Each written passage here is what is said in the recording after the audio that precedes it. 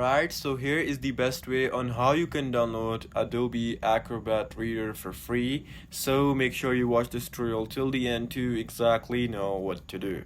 So it's very easy. What you need to do is just simply open up your web browser and you need to type in Adobe Acrobat Reader download. Just simply do that and then open up this link right over here, which is officially from Adobe. Once you open it up, it will show this and you can see the option of download Adobe Acrobat. Simply press on this.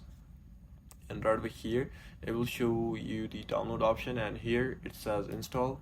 So if you press on that, right over here it's gonna ask you for install. Just gonna press yes, and here as you can see it says install and downloadation will shortly begin. So you just gotta wait until the downloading progress is done. So it might take us a while depending on your internet, so just be patient with it. After downloading, it's just gonna directly install and it's just gonna show up in your PC, and here as you can see it's just downloading. So yeah, this is pretty much it on how you can download Adobe Acrobat Reader. So I hope this tutorial actually helped you out. I'll see you soon in the next one.